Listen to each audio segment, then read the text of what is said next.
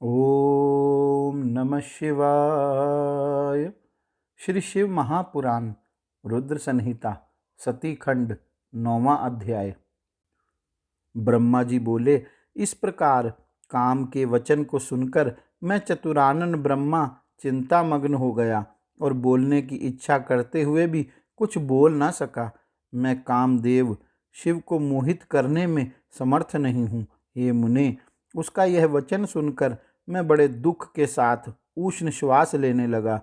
उस समय मेरे निश्वास अनेक रूपों वाले, महाबलवान, लपलपाती जीभ वाले, चंचल तथा अत्यंत भयंकर गणों के रूप में परिणत हो गए।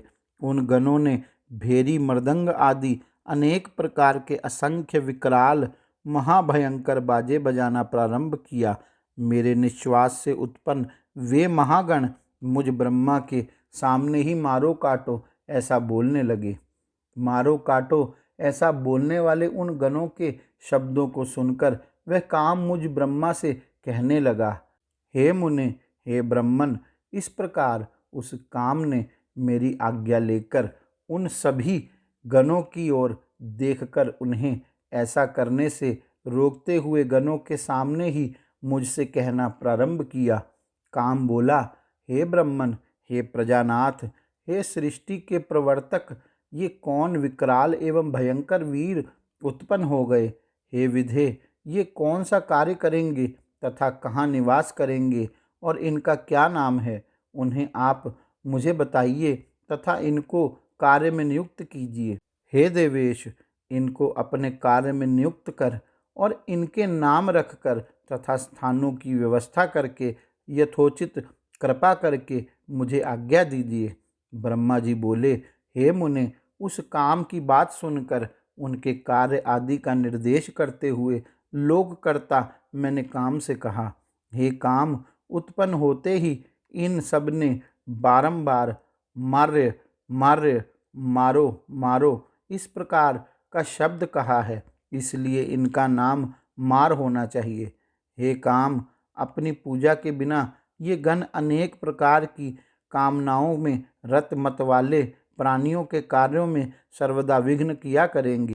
हे कामदेव, तुम्हारे अनुकूल रहना ही इनका मुख्य कार्य होगा और ये तुम्हारी सहायता में सदा तत्पर रहेंगे, इसमें संशय नहीं है। जब जब और जहाँ जहाँ तुम अपने कार्य के लिए जाओगे, तब तब वहाँ वहाँ ये तुम्हारी सहायता के लिए जाएंगे। ये तुम्हारे अस्त्रों से वशवर्ती प्राणियों के चित्त में सदैव भ्रांति उत्पन्न करेंगे और ज्ञानियों के ज्ञान मार्ग में विघ्न डालेंगे। ब्रह्मा जी बोले, हे मुनि सतम, मेरे इस वचन को सुनकर रति और वसंत सहित वह कामदेव कुछ प्रसन्न मुख हो गया।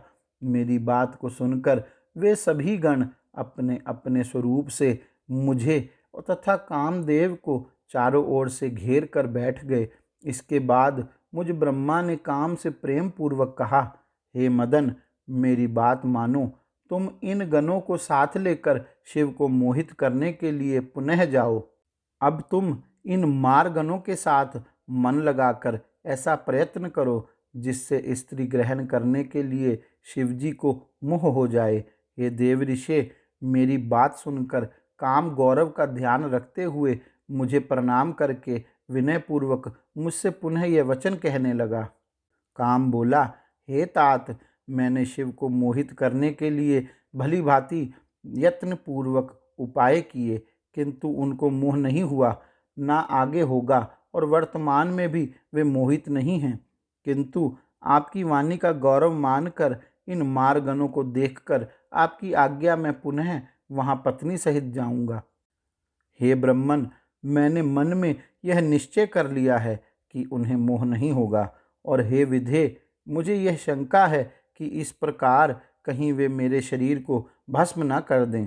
हे मुनीश्वर, ऐसा कहकर वह कामदेव वसंत रति तथा मारगणों को साथ लेकर भयपूर्वक शिवजी के स्थान पर गया। वहां जाकर कामदेव ने पहले के समान ही अपना प्रभाव दिखाया तथा वसंत ने भी अनेक प्रकार की बुद्धि का प्रयोग करते हुए बहुत उपाय किए। मारगणों ने भी वहाँ बहुत उपाय किए, किंतु परमात्मा शंकर को कुछ भी मोह न हुआ। तब वह कामदेव लौटकर पुनः मेरे पास आया। समस्त मारगण भी अभिमान रहित तथा उदास होकर मेरे सामने खड़े हो गए। हे तात, तब उदास और गर्व रहित कामदेव ने मारगणों तथा वसंत के साथ मेरे सामने खड़े होकर प्रणाम करके मुझसे कहा, हे विधे, मैंने शिवजी को मोहित करने के लिए पहले से भी अधिक प्रयत्न किया, किंतु ध्यानरत चित्त वाले उन शिव को कुछ भी मोह नहीं हुआ। उन दयालु ने मेरे शरीर को भस्म नहीं किया। इसमें मेरे पूर्व जन्म का पुण्य ही कारण है। वे प्रभु सर्वथा निर्विकार हैं। हे ब्रह्मन, यदि आपकी ऐसी इच्छा है कि महादेव जी दार परिग्रह करें, तो मेरे विचार से आप गर्व रहित होकर दूसरा उपाय कीजिए। ब्रह्मा जी बोले। ऐसा कहकर कामदेव मुझे प्रणाम करके गर्व का खंडन करने वाले दीन वत्सल शंभु का स्मरण करता हुआ परिवार सहित अपने आश्रम को चला गया। इस प्रकार श्री शिव महापुराण के अंतर्गत द्वितीय रुद्र संहिता के द्वितीय सती खंड में काम प्रभाव एवं मार्गणोत्पत्ति वर्णन नामक 9वां अध्याय पूर्ण हुआ। गौरी शंकर भगवान की जय। ओम नमः शिवाय।